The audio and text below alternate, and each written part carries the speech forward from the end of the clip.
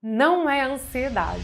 A conversa de hoje, na verdade, é um convite para você ver a ansiedade de uma outra maneira. Porque eu acredito que se você se der a oportunidade de ver a ansiedade de outra forma, por um tempo, isso pode ajudar você a melhorar e a lidar melhor com tudo isso que acontece quando a gente sente ansiedade. E eu sei exatamente o que você passa, porque eu já estive nesse lugar. Eu sofri ansiedade, tive crise de ansiedade no metrô de Londres quando eu morava na Inglaterra, sofri burnout, tive insônia, a minha vida virou de cabeça para baixo. Então eu te entendo. Eu quero que você entenda a ansiedade como um conjunto de fatores. E a minha proposta de hoje é que você se concentre em 3 deles, que na minha opinião são os 3 principais: medo, controle e desconexão. Falando sobre o medo, eu não vou me estender muito sobre o medo aqui. Eu tenho um trabalho todo voltado para medo, um curso online muito simples, prático, com aulas curtas, com exercícios de mindfulness guiado, que vai falar um pouquinho sobre os medos universais. Então, medo de arrependimento, de responsabilidade, de rejeição e de abandono. E aí você pode me escrever em algum lugar, entrar em contato comigo, que eu te ajudo a chegar a esse conteúdo, combinado? Então, o medo, ele é um grande jogador nos bastidores da ansiedade. Essa é uma grande verdade. Então, você precisa identificar quais são os seus medos. Os seus medos subjetivos. A grande verdade é que medo de rejeição e de abandono não é por nada que eu chamo eles de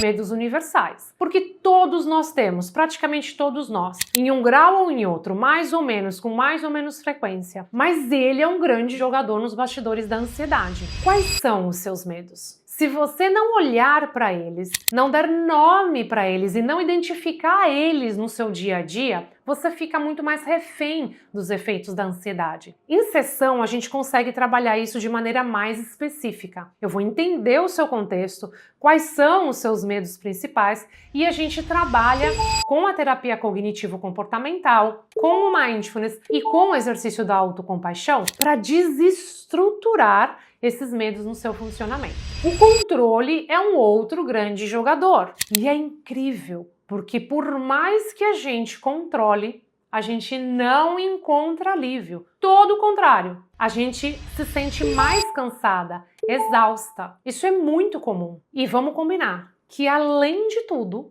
além da gente se sentir esgotada, o controle nem funciona muito, porque na verdade o controle ele é um pouco ilusório, a gente não tem muito controle sobre tudo e sobre todos, a gente ainda ganha a fama de controladora, mandona. Então percebe como é um sofrimento se sobrepondo ao outro, e isso só aumenta o nível de sofrimento mental, emocional e físico também, de estar nessa rota, nesse lugar. E o outro ponto é a desconexão. Quando a gente sofre ansiedade por muito tempo, muitas vezes o que a gente fez foi se desprender de quem a gente se desconectou. A gente acabou se tornando quem a nossa mãe queria, quem o nosso marido, namorado precisava, quem a nossa irmã queria, quem o nosso chefe precisava, quem o nosso vizinho gostava. E se você vive em alguma comunidade religiosa, por exemplo, porque eu tenho muitas seguidoras cristãs, quem o nosso irmão na fé queria que a gente fosse, como a gente deveria desempenhar, sem levar em consideração uma subjetividade, uma maneira de ser, as minhas necessidades, o que eu consigo dar. E a gente vai se desconectando, e a gente adiciona a isso as nossas experiências na vida, as nossas decepções, traumas, problemas, conflitos internos. Então eu gostaria que você olhasse para a ansiedade vendo esses 3 pilares. Dê nome e sobrenome para os seus medos, trabalhe ele nas suas sessões de terapia. Não tenha medo do medo. Entenda como o controle funciona em você. Existe algum ambiente onde você percebe que o modo controle é acionado ou ele é mais forte? Existe alguma pessoa que faz com que você assuma esse lugar de controle e te sobrecarrega porque essa pessoa aprendeu a não cumprir a função dela porque você faz isso por ela? E a desconexão, resgatar a conexão com você mesma.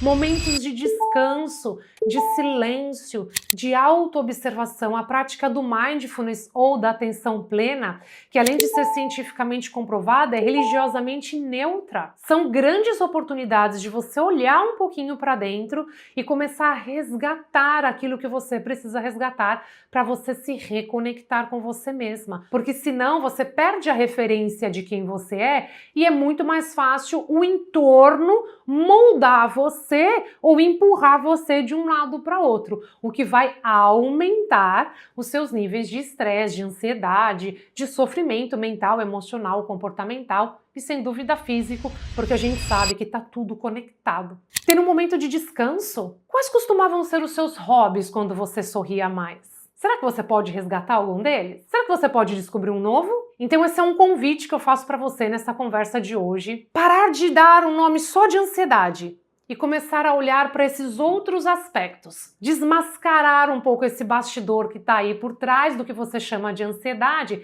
e que você precisa conhecer melhor para ter alívio de verdade. E não deixe de falar sobre isso na sua terapia, seja comigo ou com outra profissional da sua confiança.